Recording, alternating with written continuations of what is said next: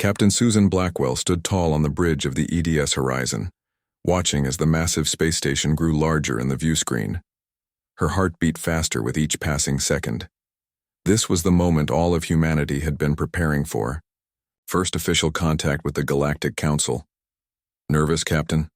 asked Dr. Alan Miller, adjusting his glasses. The xenolinguist had spent 15 years studying the alien language samples received from the Council's initial transmission. "I'd be a fool not to be," Susan replied, smoothing down her crisp blue uniform. "We're making history today, Alan." Lieutenant Commander Jack Freeman joined them at the view screen, his military posture perfect as always. "History or a mistake? I still think we should have brought more ships." Susan shook her head. "The Council was clear, one ship only, minimal weapons. We're here as diplomats, not warriors." The space station called Proxima Station hung in the void like a gleaming metal snowflake, its 7 arms extending outward from a central hub. Ships of various designs, none remotely similar to Earth vessels, docked along the arms. "Look at that engineering," whispered Jack, professional admiration overcoming his caution. "Those ships make ours look like something built with children's toys." The communication system chimed. "EDS Horizon, this is Proxima Station Control. You are cleared for docking at Arm 7, Bay 3. Please follow the guide lights." Susan took a deep breath. "This is Captain Susan Blackwell of Earth. We acknowledge and thank you for your hospitality." The Horizon glided smoothly toward its assigned dock. A series of blue lights activated along their path, guiding them in. Susan gave the helm officer a nod, and the ship followed the designated route. "Final preparations, everyone," Susan announced, over the ship-wide communication system. "We meet the Galactic Council in 1 hour."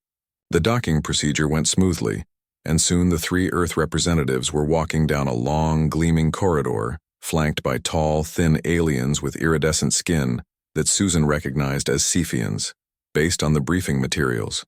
"Welcome to Proxima Station," said one of the aliens in slightly accented English. "I am Protocol Officer Leary. High Counselor Zenthrax awaits you in the Grand Chamber." The Grand Chamber lived up to its name. The ceiling arched hundreds of feet above, them decorated with what appeared to be a map of the galaxy. Representatives from dozens of species stood in terraced sections around a central platform. High Counselor Zenthrax was easy to identify. The Vesperian stood nearly 8 feet tall, with 4 arms and skin that seemed to shift between deep purple and midnight blue. 2 smaller eyes flanked a larger central one, all 3 fixing on the humans as they entered. "The representatives from Sol 3, announced Leary, using the Council designation for Earth. Zenthrax spread his 4 arms in what the briefing materials had described as a gesture of welcome. "Humans of Earth, the Galactic Council acknowledges your presence among the spacefaring races. Your achievement of faster-than-light travel has qualified you for recognition." Susan stepped forward. "High Counselor, on behalf of the people of Earth, we are honored to join this gathering of species. We come seeking friendship and knowledge." A low murmur rippled through the assembled aliens. "Friendship is earned, Captain Blackwell," said Zenthrax. "Knowledge is granted to those who understand their place in the order of things." Something in his tone made Jack tense beside her. Susan maintained her diplomatic smile even as a sense of unease grew in her stomach. Perhaps a demonstration of that order would be educational for our new associates, suggested another council member, a reptilian being with gleaming scales. Zenthrax nodded. "A timely suggestion, Counselor Drath. Bring in the Therians." A side door opened, and a group of short, stocky aliens with gray skin were led in. They wore simple clothing and moved with downcast eyes. "The Therians achieved spaceflight 50 Earth years ago," explained Zenthrax. "Their world is rich in certain minerals valuable to the Council. They now provide these resources in exchange for our protection." One of the Therians looked up briefly, meeting Susan's eyes. The despair she saw there chilled her. "Protection from what?" asked Alan, speaking for the first time. "From the consequences of defiance," said Zenthrax smoothly. "Observe." He made a gesture, and one of the guards struck a Therian who had not bowed low enough. The alien fell to its knees with a cry of pain. Susan stepped forward. "This is unnecessary cruelty." The chamber went silent. It speaks of cruelty, said Zenthrax, his tone suddenly cold. Tell me, human, does your species not keep animals for food? Do you not take resources from your world without asking permission? From the lesser creatures that inhabit it. That's different, Susan argued. These are intelligent beings, capable of serving a greater purpose within the council hierarchy, interrupted Zenthrax. As are you. The realization hit Susan like a physical blow. You don't see us as equals. Few are equal in this galaxy, Captain. The Vesperians and 5 other founding species govern the council. All others serve according to their capabilities. Your world is rich in resources and genetic diversity. Your place in the hierarchy is significant, though not at the highest levels. Jack moved closer to Susan. Captain, I think we should return to the ship. Zenthrax made a sound that might have been laughter. I'm afraid that won't be possible. Your ship is already being secured for study. Your technology is crude but shows interesting innovation. Susan's hand moved toward her communication device. This is an act of war against Earth. War implies armies of comparable strength, said Counselor Drath. This is merely acquisition. Alan stepped back in shock as armed guards entered the chamber. You planned this from the beginning. We monitored your world for decades, confirmed Zenthrax. Your broadcasts travel far. We know your weaknesses, your divisions, your capabilities. Earth will join the Council, not as equals, but as a valued resource world. Earth will never submit, said Susan fiercely. They all say that, Zenthrax replied. Guards, escort our guest to secure quarters. Signal the fleet to proceed to Sol 3. As the guards approached, Jack made a sudden move, grabbing a weapon from one of them. Chaos erupted. Energy weapons fired. Susan saw Alan struck in the chest, falling backward. Jack managed to toss her into a side corridor before being overwhelmed. Run! He shouted as guards pinned him down. Susan ran, pursued by guards, her mind racing. She had to warn Earth. Somehow she had to get a message out. The station's layout was unfamiliar, but she followed emergency signs that looked similar to those on human vessels. She found a communication terminal in what appeared to be a maintenance area. Working quickly, she recorded a message using the emergency protocols they had established before leaving Earth. This is Captain Blackwell. First contact has failed. The Council intends to invade Earth. They see us only as resources to exploit. They have ships heading toward Earth now. Prepare defenses, trust nothing. The door burst open. Susan felt a burning pain in her back as an energy weapon struck her. As consciousness faded, her last thought was of Earth, vulnerable and unaware of what was coming. On the horizon, the crew had already been subdued. The message Susan sent reached Earth, fragmented and damaged, but enough to sound the alarm. In the darkness of space, Council warships emerged from faster-than-light travel near Earth's moon, preparing to strike a planet they expected would surrender quickly. They were about to learn how wrong they were. General Olivia Ramirez stared at the fragmented message playing on the screen for the third time. Captain Blackwell's face appeared distorted, her voice breaking up. But the warning was clear enough. Invasion was coming. How long do we have? She asked, turning to the room full of military and government officials who had been summoned to the underground command center in Colorado. The deep space tracking array picked up multiple objects decelerating near the moon, replied Colonel Frank Weber, pointing to the radar display. Best estimate is 3 hours before they reach Earth orbit. Olivia's face remained calm despite the weight crushing down on her shoulders. She had always believed this day might come. Unlike many, she had never assumed that first contact would be peaceful. Implement Protocol Omega, she ordered. Immediate global alert. All military forces to defensive positions. The room erupted in controlled chaos as orders were relayed. Screens around the chamber displayed military bases worldwide going to maximum alert status. Ma'am, said a young lieutenant, the President is on line 1. Olivia picked up the secure phone. Mr. President, this is not a drill. We have confirmation of hostile alien vessels approaching Earth. I recommend you relocate to the secondary command center immediately. She listened briefly. Yes, sir. 3 hours at most. I've ordered Protocol Omega implementation. Another pause. We've been preparing for this possibility, sir. We're not defenseless. She hung up and turned to her chief of special weapons development. Richard, is the shield ready? Richard Dawson, a man with perpetually rumpled clothing and tired eyes, nodded. We can activate it, but we've never tested it at full scale. It might not hold against their weapons. It's the only chance we have to prevent orbital bombardment, Olivia replied. Activate it when their ships enter optimal range. The next 2 hours passed in a blur of activity. Worldwide, civilians received emergency alerts ordering them to seek shelter. Military units deployed to predetermined defensive positions. In secret facilities around the globe, weapon systems that few knew existed were brought online. In New York City, Ben Walsh was walking home from his job as a construction worker when the alert sounded on his phone.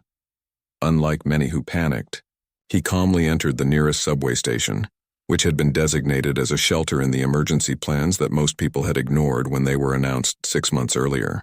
They're saying aliens are coming, said a woman clutching her young daughter's hand. Is this some kind of joke? Ben shook his head. Look at the military vehicles on the streets. This is real. More people crowded into the subway station. Police officer tried to maintain order. National Guard troops arrived and began distributing emergency supplies. In orbit, the Council fleet arrived, 47 warships of various sizes, led by Fleet Commander Zavkor aboard the dreadnought, Celestial Might. Prepare initial bombardment, ordered Zavkor, a veteran Vesperian commander who had overseen the subjugation of 6 worlds. Target their military installations and major cities simultaneously. Sir, reported his weapons officer. Scans show no significant orbital defenses. Zavkor made a gesture of satisfaction with his upper arms. As expected, primitive worlds never anticipate attacks from above. Begin firing sequence. On Earth, in a heavily shielded room 200 feet beneath the Rocky Mountains, Richard Dawson placed his hand on a scanner. Shield activation sequence initiated, he announced. Generating field in 3, 2, 1. Around the planet, hidden generators powered up. Drawing on technology reverse-engineered from a crashed alien scout ship decades ago, they projected an energy field that enveloped the entire Earth. In orbit, the Council weapons fired. Massive energy beams lanced toward Earth's surface, only to splash harmlessly against the shield, which became visible as a shimmering blue dome. Impossible, shouted Zavkor, rising from his command chair. They're a pre-Council civilization. They can't have shield technology. Sir, the shield appears similar to our own technology, reported his science officer in confusion. Zavkor's anger turned to cold calculation. So they had help, or they found something they shouldn't have. He turned to his second-in-command. Change of plans. Prepare ground forces for immediate deployment. Find the shield generators and destroy them. On Earth, General Ramirez allowed herself a brief smile as reports confirmed the shield was holding. They'll send ground troops next, she predicted. That's when the real fight begins. Within hours, Council dropships pierced the atmosphere. The shield was designed to allow objects to pass through from inside out, but not the reverse, except at certain frequencies that the Council quickly discovered. Landing craft descended on major cities worldwide. In New York, Ben Walsh felt the ground shake as something massive landed nearby. The ceiling of the subway station cracked, dust raining down on the frightened civilians. Everyone stay calm, shouted a National Guard sergeant. We need to evacuate to a safer location. As they were being led toward a deeper tunnel, the station entrance exploded inward. Strange bipedal creatures in gleaming armor stormed in, wielding weapons that fired bursts of blue energy. The National Guard troops opened fire, their bullets mostly deflecting off the alien armor. Several soldiers fell to energy blasts before the rest could find cover. In the chaos, Ben pulled a fallen soldier's rifle to himself and found position behind a ticket booth. He had served 4 years in the army before becoming a civilian.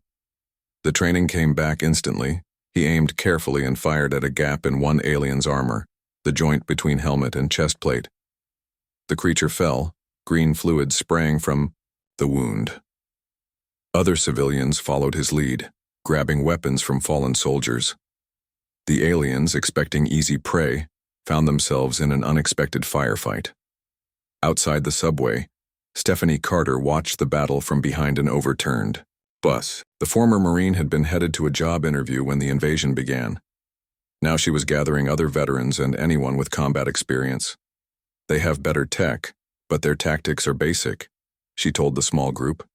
They're moving. In straight lines, no cover discipline, we can use that. Similar scenes played out across the world. The Council forces, expecting minimal resistance from a primitive species, instead found themselves facing determined defenders who fought for every inch of ground. At the Colorado Command Center, reports flowed in from around the globe. Despite heavy casualties, Earth forces were holding major cities. The alien advance had been slowed. We've bought some time, Olivia told her staff, but we can't win a war of attrition. Their technology is too advanced. Richard Dawson cleared his throat. Maybe not, General. We've been analyzing their equipment from the few we've managed to kill. There are vulnerabilities we might exploit. Meanwhile, on Proxima Station, Lieutenant Commander Jack Freeman sat in a cell, his face bruised from interrogation. The door slid open, and a slim alien with 4 eyes entered. I am Intelligence Officer Krell, the alien said. You will tell me how your world obtained shield technology. Jack said nothing. Your silence is pointless, continued Krell. Earth cannot hold out for long. Already our ground forces secure your cities. Jack couldn't help but smile. You have no idea what humans are capable of when we're fighting for our homes. On Earth's battlefields, that statement was being proven true with every passing hour. 3 months had passed since the invasion began. Earth still stood, but the situation grew worse each day. The planetary shield continued to prevent orbital bombardment, but Council ground forces had established strongholds in every major city. Their supply ships could freely pass through Earth's atmosphere after they had discovered the shield's frequency vulnerabilities. Deep beneath the Rocky Mountains, in a facility known only to a handful of people, Professor Laura Hammond worked without rest. Dark circles shadowed her eyes as she bent over a complex device combining human and alien technology. We're running out of time, she said to her team of engineers and scientists. The latest reports show Council forces advancing in Moscow and Delhi. Her assistant, Greg Porter, nodded grimly. General Ramirez says we have maybe 2 weeks before they overrun the Colorado defensive line. Laura carefully adjusted a component within the device. Then we finish Project Prometheus in 10 days. Project Prometheus had begun years before the invasion, when a small team of scientists had been given access to fragments of technology from a crashed alien scout ship. Unlike the shield system, which used the alien tech directly, Prometheus represented something new, a weapon that combined human scientific principles with alien quantum mechanics. The test results from yesterday are promising, said Greg, bringing up data on a nearby screen. The quantum entanglement effect disrupted the alien alloy sample at a molecular level. Laura nodded. But we need to increase the effective range and create a delivery system. If we can't deploy it against their fleet, Earth is finished. On Proxima Station, Lieutenant Commander Jack Freeman sat silently in his cell listening to the footsteps approaching. The door slid open to reveal Intelligence Officer Krell, who had interrogated him daily since his capture. Your continued. Resistance is illogical, said Krell. Earth cannot win this conflict. Jack remained silent as usual. His strategy was simple. Reveal nothing. Learn everything. During these sessions, he had pieced together valuable information about Council operations. Fleet Commander Zavkor has ordered the deployment of heavy ground units, continued Krell. Your major cities will fall within 14 planetary rotations. Jack maintained his blank expression, but internally, he processed this new information. Heavy ground units meant walker vehicles and artillery, tools for a final push. Something unexpected happened then. As Krell turned to leave, his assistant, a slender alien with pale blue skin, discreetly placed something on Jack's food tray. After the door closed, Jack cautiously examined the object. It was a data chip, similar to those used by council officers, to transfer secure information. Puzzled, he hid it under his thin mattress. That night, when the station's lighting dimmed to simulate night cycle, the door to Jack's cell opened quietly. Krell's assistant stood there. "Quickly," whispered the alien. "I am Valerian. We have little time." "Why are you helping me?" Jack asked, suspicious. "Not all council species agree with Vesperian dominance," replied Valerian. "My world, Nalter, was conquered 3 centuries ago. We serve, but we have not forgotten freedom." Valerian led Jack through service corridors, carefully avoiding guard patrols. "The data chip contains access codes and fleet positions. Your people need this information." They reached a small hangar containing scout ships. "Can you pilot one of these?" asked Valerian. Jack studied the alien craft. "I've been watching the guards. I think I can figure it out." "The Council believes humans are primitive," said Valerian. "This is their mistake. We have watched your adaptability, your determination. Other subjugated species talk of Earth's resistance. You give them hope." Back on Earth, in what remained of New York City, Ben Walsh and a small group of fighters moved through the ruins of Midtown. Once proud skyscrapers were now shattered husks. Council troops patrolled the main avenues, but they had learned to fear the smaller streets and subway tunnels, where human resistance fighters could ambush them. "Command says the aliens are bringing in bigger weapons," said Stephanie Carter, who had become the leader of their resistance cell. "They're preparing for a final push." Ben checked his scavenged alien rifle. After months of fighting, humans had learned to use council weapons against them. "We've held them this long. We can keep going." Stephanie shook her head. "Not against heavy armor. We need something game-changing." Their radio crackled. A coded message came through. "Angel falling. Sector 4. Assist, if possible." The resistance fighters looked at each other. Angel falling was code for a downed aircraft. Sector 4 was Central Park. "Could be a trap," warned one fighter. "Or it could be important," replied Stephanie. "Ben, take Kim and Dave. Check it out, but be careful." The small team moved carefully through the devastated city, avoiding council patrols. They reached the edge of Central Park, once a green oasis, now a scorched battlefield. In the center, smoke rose from a small crashed craft unlike anything they had seen before. "That's not one of ours," whispered Kim. "And it doesn't look like standard council design either." Ben studied the area through binoculars. "I see movement. 2 figures. One looks human." They approached cautiously, weapons ready. To their shock, they found Lieutenant Commander Jack Freeman, his uniform tattered, helping an injured blue-skinned alien from the wreckage. "Friendlies," called Ben. "Don't shoot." Jack looked up, tension visible in his stance until he recognized fellow humans. "Thank God," he said. "We barely made it out of council space alive." "You're from the First Contact mission," said Ben, recognizing him from news broadcasts that seemed a lifetime ago. "We thought everyone was killed." "Nearly was," replied Jack. "This is Valerian. He helped me escape. We have critical intelligence for Earth Command." In Colorado, General Ramirez received the unexpected news with cautious optimism. "Bring them. Here immediately," she ordered. When Jack and Valerian arrived at the underground facility, their information transformed the war planning. Valerian's technical knowledge filled gaps in Earth's understanding of Council technology, while Jack's intelligence on fleet positions revealed vulnerabilities.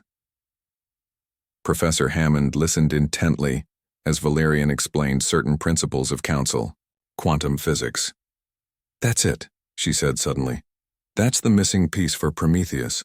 Within days, the Project Prometheus team had completed the first batch of operational devices, small weapons that could create a cascading quantum disturbance in any Council technology they touched. "They're ready," Laura told General Ramirez during a secure briefing. "But we only have 50 units. We need to use them where they'll have the greatest impact. And we need a way to hit their ships in orbit," added Jack. "The ground forces are just the first wave." Valerian, who had been studying Earth's existing weapon systems, spoke up. Your ballistic missile technology, combined with Prometheus devices, could reach their fleet. Their shields are not designed to stop physical objects moving at high velocity. General Ramirez nodded slowly, a plan forming in her mind. We need to coordinate worldwide, hit them on the ground and in space simultaneously. A counterattack? Asked Laura. No, replied Ramirez with fierce determination. A counteroffensive. It's time to take back our planet. Throughout Earth's remaining military bases, resistance cells, and civilian bunkers, a message began to spread. Hold on just a little longer. Help was coming. The tide was about to turn. Dawn broke over the ruins of what had once been Denver. Council forces had established a major base here, their walker vehicles and hovering tanks positioned throughout the city. Alien soldiers patrolled in groups, weapons ready, having learned to fear human ambushes. In an underground parking garage 3 miles from the Council Command Center, Stephanie Carter briefed her team. Fighters from various resistance cells had gathered for what might be their most important mission yet. This is a Prometheus device, she said, showing them a small metallic cylinder marked with glowing blue lines. It disrupts Council tech at the molecular level. Once activated, it affects everything within a 100-yard radius. Ben Walsh studied the device with interest. How many do we have? 10 for Denver, replied Stephanie. Similar teams are hitting Council bases in 20 other cities worldwide at exactly the same time. The plan was audacious. Coordinated strikes against all major Council ground installations using the Prometheus devices, followed by a space offensive with retrofitted human vessels. If it worked, they could reclaim both the ground and orbital space in one massive operation. Remember, Stephanie continued, the Prometheus effect is indiscriminate toward alien tech. Once you activate it, any Council weapons you're carrying will also fail. Switch to human weapons before triggering the device. The resistance fighters nodded solemnly. Many carried a mix of human and alien weapons, having scavenged Council equipment throughout the months of fighting. We move in 1 hour, Stephanie concluded. Earth Command has confirmed that the space offensive launches exactly 3 hours after our ground attack begins. Meanwhile, at the Colorado Mountain facility, General Ramirez made final preparations for the space offensive. Hundreds of human spacecraft, a mixture of military vessels and converted civilian craft, had been secretly assembled and equipped with Prometheus technology. This is our one shot, she told her officers. If we fail, we won't get another chance.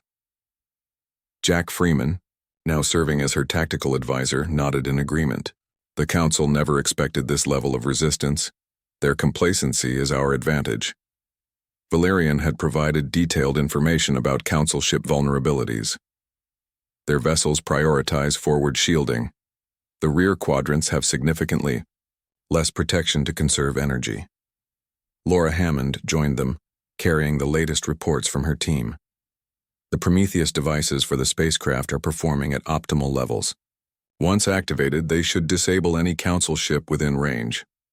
General Ramirez checked the time. The ground teams are moving into position. In 3 hours, we take the fight to space. In orbit, aboard the Council flagship Celestial Might, Fleet Commander Zavkor received troubling reports. Communications with ground forces in Sector 7 are disrupted, reported an officer. Another human sabotage attempt, dismissed Zavkor. They are persistent, if nothing else. His second-in-command approached cautiously. Sir, Intelligence Officer Krell reports that the human prisoner escaped from Proxima Station. He had help from an Naltorian assistant. Zavkor's multiple eyes narrowed. The Naltorians have always been troublesome. Increase security protocols and alert all ground commanders to possible coordinated human activities. On the ground, Stephanie's team moved through the ruins of Denver, approaching their targets. Each fighter carried a regular backpack containing a Prometheus device and human weapons. Ben, paired with a young woman named Kelly who had been a college student before the invasion, headed toward a Council energy station. Remember, we place the device, set the timer for 5 minutes, and get clear, Ben whispered as they crouched behind a fallen billboard. What if they spot us before we can place it? Asked Kelly, nervously gripping her rifle. Then we improvise, replied Ben with a grim smile. They watched as a patrol of 4 Council soldiers passed by, then darted across the street toward the energy station. The alien structure hummed with power, feeding the Council's communications network and weapon systems. Similar scenes played out across the city as resistance fighters approached their targets. Some teams encountered resistance, brief firefights, erupting in the streets. Others managed to reach their objectives undetected. At exactly 10 a.m. local time, Stephanie sent a single code through their communication network. Prometheus awakens. Across Denver and 20 other cities worldwide, resistance fighters activated their devices and retreated to safe distances. The countdown began. Ben and Kelly had just reached their fallback position when the Prometheus device they had planted activated. A ripple of blue energy spread outward from the energy station, invisible except for a slight distortion in the air, like heat waves rising from hot pavement. The effect was immediate and dramatic. The energy station's lights flickered and died. Nearby Council vehicles suddenly dropped to the ground, their anti-gravity systems failing. Alien weapons stopped working. Communication devices went silent. Confusion spread through the Council. Forces as their technology, their greatest advantage, suddenly betrayed them. Human resistance fighters, now using only traditional human weapons, emerged from hiding places to attack the disoriented alien soldiers. In orbit, General Ramirez led the space offensive personally from her command ship. Earth's hastily assembled fleet had been hiding behind the moon, shielded from Council sensors. Now they moved toward Earth orbit at maximum speed. Prometheus devices ready, reported her weapons officer. All ships maintain formation, Ramirez ordered through the fleet communication system. Remember your training. Their technology is superior, but our pilots are better. Jack Freeman stood beside her on the bridge, monitoring Council ship positions. Their fleet is scattered. They weren't expecting an attack from space. The Council ships, caught by surprise, scrambled to form defensive positions. Zavkor barked orders from the celestial might. Human vessels approaching. How did they build a fleet without our knowledge? Deploy interceptors and charge main weapons. The space battle began with an exchange of fire that lit up Earth's orbit. Council energy weapons were more powerful, but the human vessels were more maneuverable. Many had been racing ships repurposed for battle, piloted by men and women who knew how to fly at the edge of control. Now, ordered Ramirez when her fleet had closed to optimal range. Activate Prometheus devices. Throughout the human fleet, officers triggered the devices. The quantum disruption spread across space, invisible but devastating to Council technology. Ship after ship lost power. Weapons systems failed. Shields collapsed.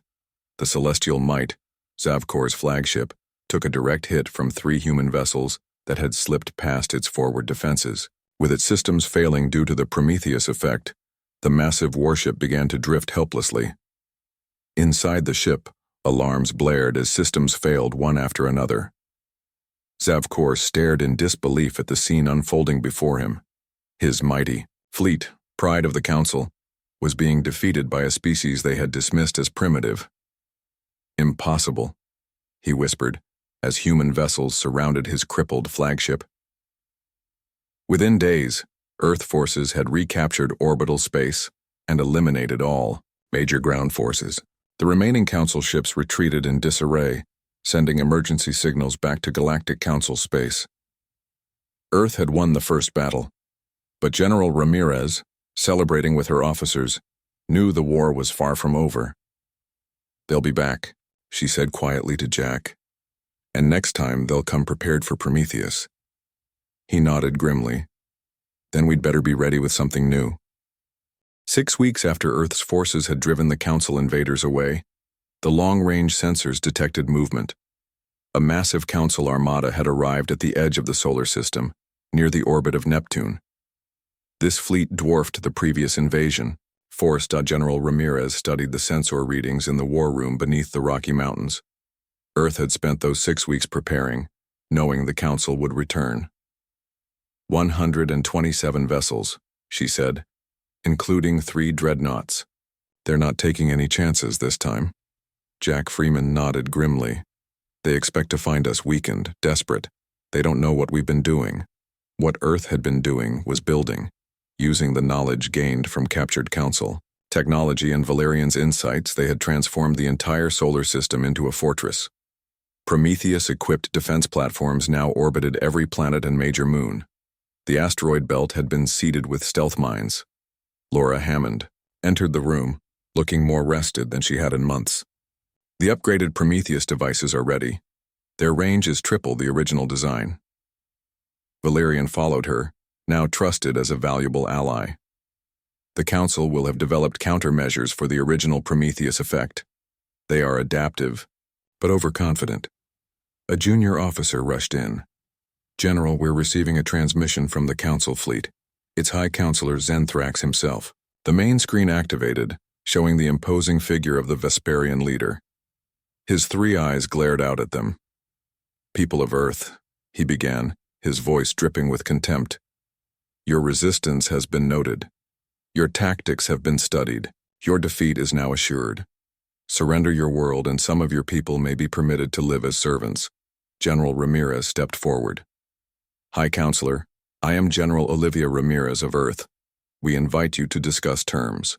Zenthrax's central eye widened slightly in surprise. "Terms? You misunderstand, human. I am not here to negotiate." "Nevertheless," replied Ramirez calmly, "I propose a meeting on neutral ground, the former Proxima Station, now under Earth control." There was a long pause. The Council leader clearly had not expected Earth to control Proxima Station. "I will grant you this final courtesy," Zenthrax finally responded. "Prepare to receive my shuttle in 6 hours." After the transmission ended, Jack turned to Ramirez. "He's coming because he's curious.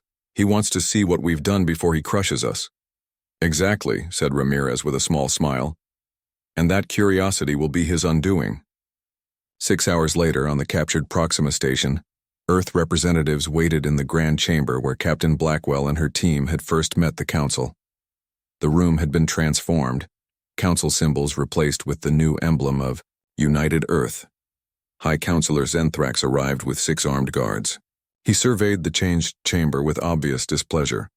"You defile Council property," he said as he approached. General Ramirez stood flanked by Jack Freeman, Ben Walsh, and Stephanie Carter. The last 2 had been chosen to represent Earth's civilian fighters. "The station was claimed through right of combat," replied Ramirez. "Just one of many things you underestimated about humanity." Zenthrax took his place at the center of the chamber. "I have reviewed the reports of your victory against Fleet Commander Zavkor. An interesting tactic, this Prometheus weapon, but my scientists have developed shields that are immune to its effects." "We expected as much," said Ramirez. "But that's not why I asked you here." She gestured, and a holographic display activated in the center of the room. It showed recordings from dozens of Council worlds, images of subjugated species rising up against their overseers.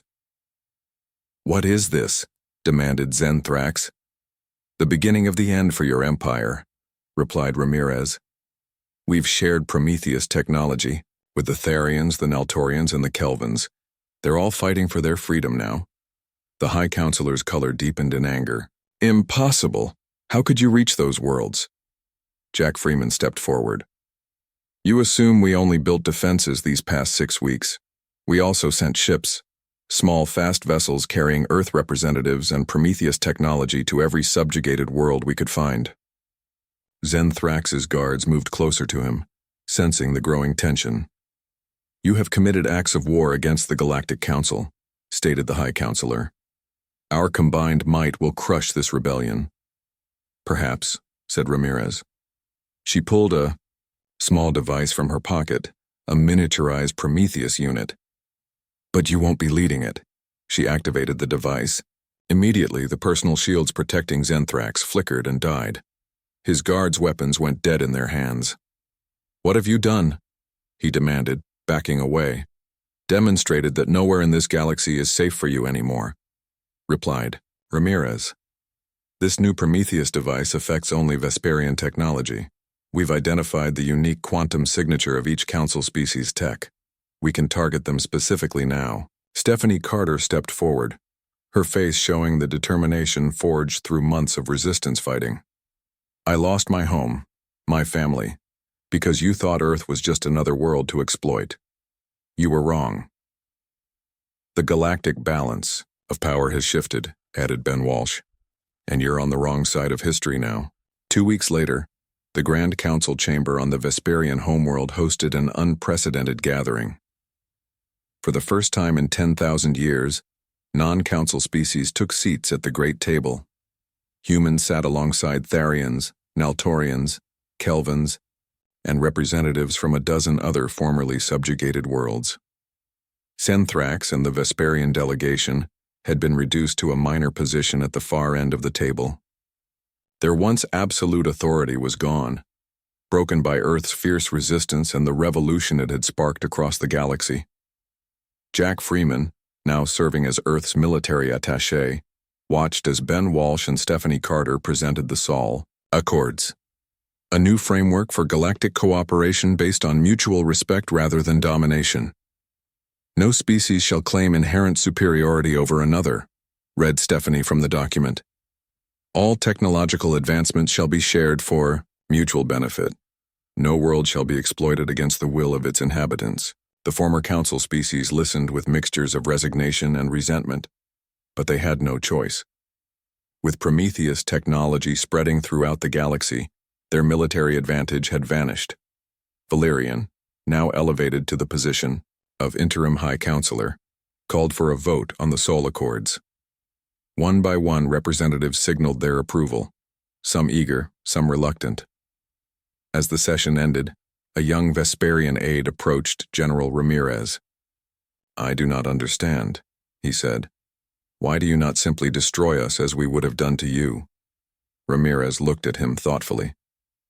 "That's not who we are. Throughout human history, we've learned that true victory isn't about destruction. It's about creating something better from the ashes of conflict." Later that evening, Earth's representatives gathered to commemorate their fallen. They held a solemn ceremony remembering Captain Susan Blackwell, Dr. Alan Miller, and the millions of humans who had died during the invasion. "They gave us the chance to fight back," said General Ramirez, raising a glass in toast. "And in doing so, they changed not just Earth's future, but the galaxy's." As they looked up at the unfamiliar stars of the Vesperian sky, Earth's representatives knew that their world would never again be isolated or vulnerable. Humanity had earned its place among the stars, not through conquest, but through courage, ingenuity, and an unbreakable will to be free.